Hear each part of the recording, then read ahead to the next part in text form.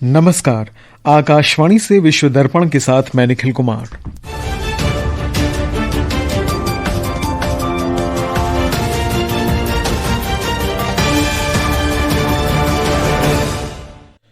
नेपाल सरकार ने हिंसक विरोध प्रदर्शनों के बाद सोशल मीडिया पर लगा प्रतिबंध हटाया। प्रदर्शन में 19 की मौत और 300 से अधिक घायल।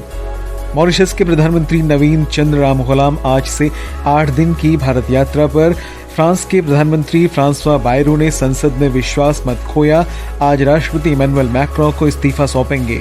भारत ने CAFA नेशंस कप फुटबॉल में ओमान को पेनल्टी शूटआउट में हराकर कांस्य पदक जीता। और 17वां एशिया कप 2020 क्रिकेट टूर्नामेंट आज से शुरू। अबू धाबी में पहले मुकाबले में अफगानिस्तान और हांगकांग होंगे आमने सामने।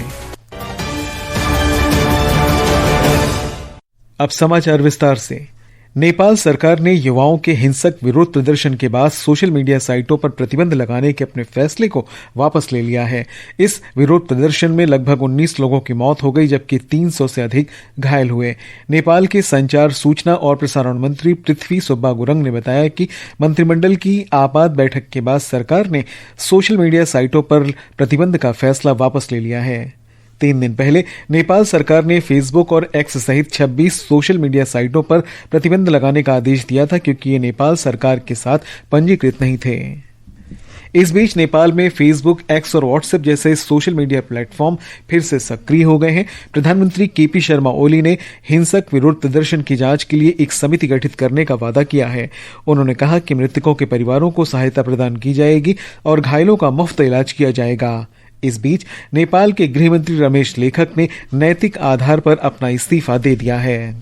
प्रधानमंत्री नरेंद्र मोदी ने यरूशलेम में निर्दोष नागरिकों पर हुए जघन्य आतंकवादी हमले की कड़ी निंदा की है। सोशल मीडिया पर एक पोस्ट में उन्होंने कहा कि भारत आतंकवाद के सभी रूपों की निंदा करता है और आतंकवाद को कतई बर्दाश्त न करने की अपनी नीति पर अडिग है।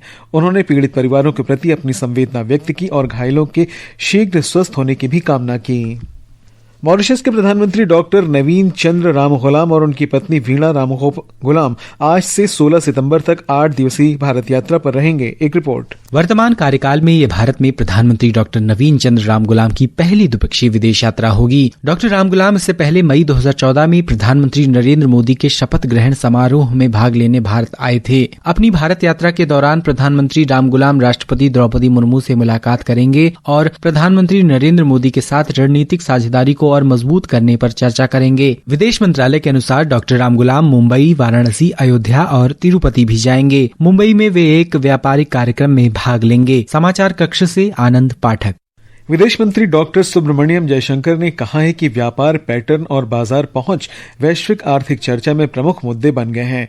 ब्रिक्स नेताओं के शिखर सम्मेलन को वर्चुअल माध्यम से संबोधित करते हुए उन्होंने ये बात कही। डॉक्टर जयशंकर ने सतत व्यापार को बढ़ावा देने के सहयोगी और रचनात्मक दृष्टिकोण की आवश्यकता पर बल दिया। The focus is on stabilizing the international economy and the world order. But it is equally essential that we turn our attention to ongoing conflicts, not least because they have direct developmental and supply chain implications.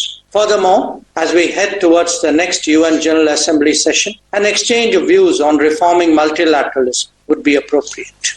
France के प्रधानमंत्री Francois Bayrou संसद में विश्वास मत हार गए हैं। अब उनके पास इस्तीफा देने के अलावा कोई विकल्प नहीं बचा है। फ्रांसवा बायरू फ्रांस के राष्ट्रपति इमैनुअल मैक्रों द्वारा 1 वर्ष में नियुक्त तीसरे प्रधानमंत्री हैं जिन्हें पद छोड़ना होगा। राष्ट्रपति मैक्रों अपनी सरकार को स्थिर रखने का लगातार प्रयास कर रहे हैं। बायरू आज अपना इस्तीफा फ्रांस के राष्ट्रपति को सौंपेंगे। राष्ट्रपति कार्यालय ने बताया कि श्री मैक्रों अगले कुछ दिन में नए प्रधानमंत्री की घोषणा करेंगे। बायरू की अल्पकालिक अल्पमत सरकार के पतन से फ्रांस में अनिश्चितता और लंबे समय तक विधायी गतिरोध का खतरा बढ़ गया है। फ्रांस बजट संबंधी कठिनाइयों, अंतर्राष्ट्रीय स्तर पर यूक्रेन और गाजा में युद्ध तथा अमेरिकी राष्ट्रपति डोनाल्ड ट्रंप की बदलती प्राथमिकताओं सहित कई गंभीर चुनौतियों से जूझ रहा है। विश्व दर्पण समाचार आकाशवाणी से प्रसारित किए जा रहे हैं।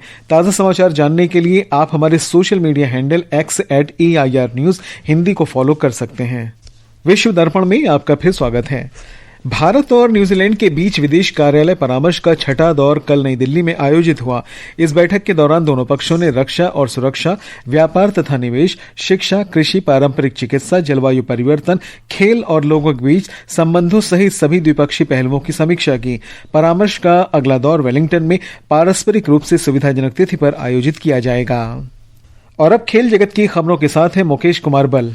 जी निखिल, खेल खबरों में सबसे पहले शुरुआत करते हैं फुटबॉल से। CAFA नेशंस कप फुटबॉल में भारत ने तजाकिस्तान के हिलोर सेंट्रल स्टेडियम में खेले गए मैच में ओमान को हराकर कांस्य पदक जीता। उदंत सिंह के भारत के लिए बराबरी का गोल दागने के बाद निर्धारित समय तक मैच 1-1 से बराबरी पर रहा। ओमान ने पेनल्टी शूटआउट में अपने पहले 2 मौके गंवाए और गुरप्रीत सिंह संधू ने अंतिम पेनल्टी बचाकर भारत को 3-2 से जीत दिलाई। ये पहली बार है जब भारत ने किसी अंतर्राष्ट्रीय फुटबॉल मैच में ओमान को हराया। और निखिल, अब रुक करते हैं क्रिकेट के मैदान का। 17वां एशिया कप टूर्नामेंट आज से संयुक्त अरब अमीरात में शुरू हो रहा है। पहले मैच में आज ग्रुप बी में अफगानिस्तान और हांगकांग आमने सामने होंगे। मैच भारतीय समय के अनुसार रात 8 बजे से शुरू होगा। भारत का पहला मैच कल ग्रुप ए में मेजबान संयुक्त अरब अमीरात के दुबई इंटरनेशनल क्रिकेट स्टेडियम में होगा। ग्रुप ए में भारत, पाकिस्तान, संयुक्त अरब अमीरात और ओमान है तथा ग्रुप बी में श्रीलंका, बांग्लादेश, अफगानिस्तान और हांगकांग है। भारत का ग्रुप स्तर का आखिरी मुकाबला 19 सितंबर को ओमान से होगा। टूर्नामेंट का सुपर 4 चरण 20 सितंबर से शुरू होगा। दोनों ग्रुप की शीर्ष टीमें 28 सितंबर को होने वाले खिताबी मुकाबले में जगह बनाने के लिए 3-3 मैच खेलेंगे। इसके अलावा हांगकांग ओपन बैडमिंटन टूर्नामेंट आज से शुरू हो रहा है। 2 बार की ओलंपिक पदक विजेता PV सिंधु प्रतियोगिता में भारत की अगुवाई करेंगी। सिंधु पहले मैच में डेनमार्क की लाइन क्रिस्टोफरसन से भिड़ेंगी। पुरुष सिंगल्स में लक्ष्य सेन, HS प्रणॉय और आयुष शेट्टी भारत का प्रतिनिधित्व करेंगे। पूर्व विश्व number 1 Kidambi Srikanth Hong Kong open की शुरुआत क्वालिफिकेशन राउंड से करेंगे। उनका सामना भारत के ही थारुण मन्नेपल्ली से होगा। दूसरी ओर पुरुष डबल्स में सात्विक साईराज रंकी रेड्डी और चिराग शेट्टी चुनौती पेश करेंगे। भारत के हरिहरन, अमसा करुणन और रुबन कुमार रेथिना सभापति भी BWF सुपर 500 टूर्नामेंट में पुरुष डबल्स में भाग लेंगे। ध्रुव कपिला, तनीषा क्रेस्टो और रोहन कपूर ऋत्विका गड्डे मिक्स्ड डबल्स में भाग लेंगे। जी निखिल, खेलों की दुनिया से बस आज इतना ही।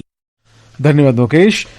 बलूच मानवाधिकार कार्यकर्ता मीर यार बलूच ने कहा है कि पूरे बलूचिस्तान में पाकिस्तानी सेना के खिलाफ प्रांत के लोगों का एक बड़ा विद्रोह शुरू हो गया है। मीर यार बलूच के अनुसार विरोध की लहर आतंकवादी संगठन इस्लामिक स्टेट के विरोध में भड़की है। इस आतंकवादी संगठन ने 2 सितंबर को क्वेटा में बलूचिस्तान नेशनल पार्टी BNP की रैली पर आत्मघाती हमला करवाया था, जिसमें 15 बलूच लोग मारे गए और 35 अन्य घायल हुए। उन्होंने कहा कि विरोध प्रदर्शन के दौरान सड़कें और दुकानें बंद कर दी गई, कई राजमार्ग अवरुद्ध कर दिए गए हैं, रेल सेवाएं रोक दी गई हैं और हवाई अड्डों के बंद होने की खबरें भी सामने आई हैं। बलूचिस्तान में पाकिस्तानी अधिकारियों द्वारा जारी उत्पीड़न की निंदा करते हुए मानवाधिकार संस्था बलूच वॉइस फॉर जस्टिस ने शांतिपूर्ण प्रदर्शनकारियों के खिलाफ बल प्रयोग को मानवाधिकारों का घोर उल्लंघन बताया है। भारत और इजरायल ने नई दिल्ली में द्विपक्षीय निवेश समझौते पर हस्ताक्षर किए हैं। केंद्रीय वित्त और कॉरपोरेट कार्य मंत्री निर्मला सीतारमण तथा इजरायल की वित्त मंत्री बेजलेल स्मोट्रिच ने इस समझौते पर हस्ताक्षर किए। समझौते का उद्देश्य आर्थिक संबंधों को बढ़ावा देना और इजरायली निर्यातकों के लिए वित्तीय प्रोटोकॉल को तलाशना है। यूरोपीय संघ की राजनीतिक शरण एजेंसी के अनुसार 2025 की पहली छमाही में यूरोपीय संघ में राजनीतिक शरण के आवेदन में 23% की गिरावट आई है। यूरोपीय संघ एजेंसी ने राजनीतिक शरण के लिए जनवरी से जून महीने तक 3,99,000 नए आवेदन आने की सूचना दी है। इन आवेदनों की संख्या या 2024 की इसी अवधि की तुलना में 1,14,000 कम है। राजनीतिक शरण के आवेदनों के लिए पहले से शीर्ष गंतव्य देश रहे जर्मनी में सबसे अधिक 43%, इटली में 25% और स्पेन में 13% की गिरावट आई है। कुछ लोगों द्वारा संरक्षण की मांग करने के बाद ये गिरावट देखी गई। और अंत में मुख्य समाचार एक बार फिर। नेपाल सरकार ने हिंसक विरोध प्रदर्शनों के बाद सोशल मीडिया पर लगा प्रतिबंध हटाया। प्रदर्शन में 19 की मौत और 300 से अधिक घायल। मॉरिशस के प्रधानमंत्री नवीन चंद्र रामगुलाम आज 8 दिन की भारत यात्रा पर आएंगे। फ्रांस के प्रधानमंत्री फ्रांसवा बायरू ने संसद में विश्वास मत खोया। आज राष्ट्रपति इमैनुअल मैक्रों को इस्तीफा सौंपेंगे। भारत ने CAFA नेशंस कप फुटबॉल में ओमान को पेनल्टी शूटआउट में हराकर कांस्य पदक जीता। और 17वां एशिया कप क्रिकेट टूर्नामेंट आज से शुरू। अबू धाबी में पहले मुकाबले में अफगानिस्तान और हांगकांग होंगे आमने सामने। इसके साथ ही विश्व दर्पण का ये अंक समाप्त हुआ। नमस्कार।